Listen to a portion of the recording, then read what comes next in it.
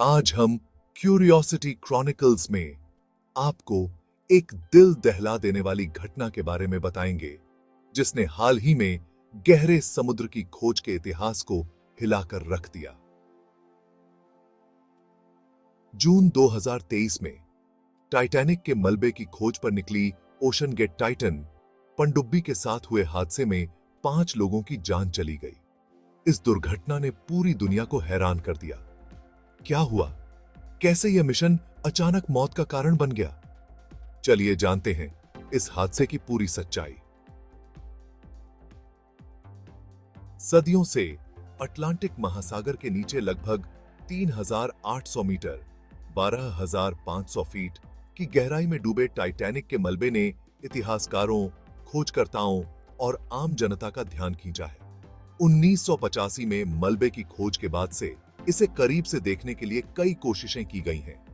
2021 में ocean gate expeditions नाम की एक निजी कंपनी ने पर्यटकों को इस ऐतिहासिक स्थल पर ले जाने का काम शुरू किया। इस अद्भुत यात्रा की कीमत लगभग $2.5 लाख प्रति व्यक्ति थी, जो अमीर और साहसी लोगों के लिए आकर्षक थी।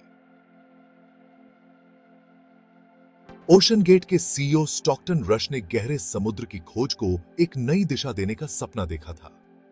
उनकी पनडुब्बी टाइटन का डिजाइन कार्बन फाइबर और टाइटेनियम से किया गया था, जो इसे हल्का और मजबूत बनाने के लिए था, ताकि यह समुद्र की गहराइयों के दबाव को सह सके। पारंपरिक पनडुब्बियों की तुलना में टाइटन को नई तकनीक से बनाया गया था, लेकिन इसके डिजाइन और सुरक्षा को लेकर विशेषज्ञों ने कई सवाल उठाए थे। टाइटन की सुरक्षा को लेकर चिंताएं बढ़ती जा रही थीं। खास बात यह थी कि इस पनडुब्बी को समुद्री सुरक्षा मानकों के प्रमुख संगठनों जैसे अमेरिकन ब्यूरो ऑफ शिपिंग या डीएनवी से प्रमाणित नहीं किया गया था। कुछ विशेषज्ञों ने कार्बन फाइबर के उपयोग पर सवाल उठाया था, क्योंकि इतनी गहरी जगह पर दबाव बहुत अधिक होता है और इससे पनडुब्बी को नुकसान हो सकता था। 18 जून 2023 को 5 यात्रियों ने इस पनडुब्बी में यात्रा शुरू की। इन यात्रियों में थे स्टॉकटन रश, ओशन गेट के सीईओ, हमिश हार्डिंग, ब्रिटिश अरबपति और खोजकर्ता, पॉल हेनरी नार्जोलेट, फ्रांस के टाइटैनिक विशेषज्ञ, शहजादा दाऊद और उनके 19 वर्षीय बेटे सुलेमान दाऊद, जो एक प्रतिष्ठित पाकिस्तानी व्यापारी परिवार से थे।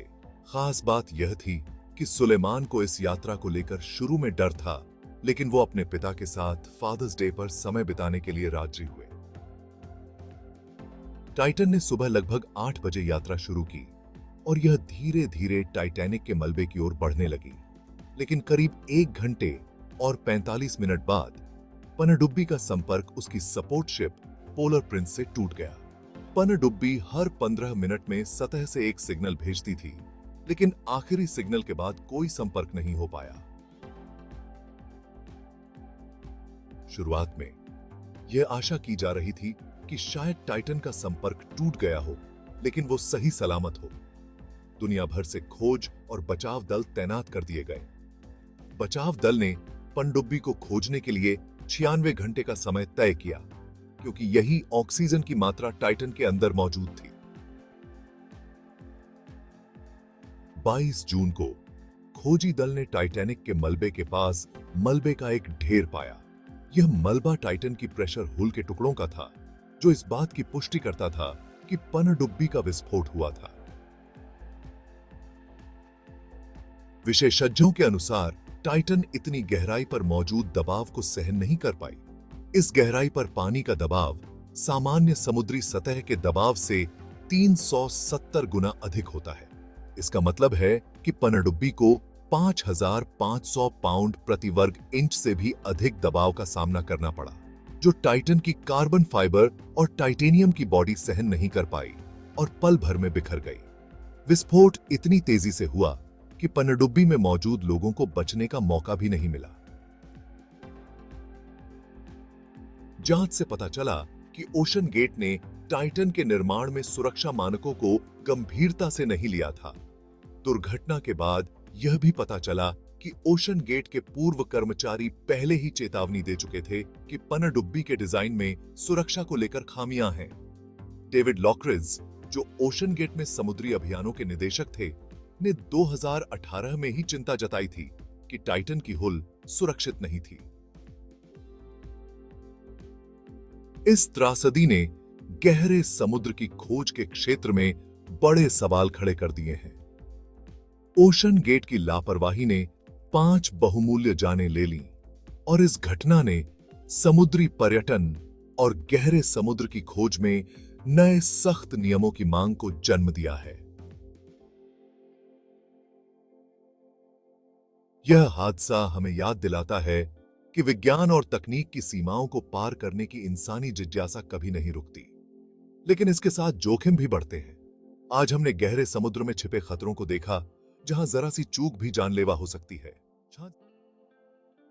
इस हादसे ने हमें कई सवालों के जवाब दिए, लेकिन साथ ही यह भी याद दिलाया कि हम जब भी प्रकृति की गहराइयों में उतरते हैं, तो हमें सुरक्षा को कभी नजरअंदाज नहीं करना चाहिए।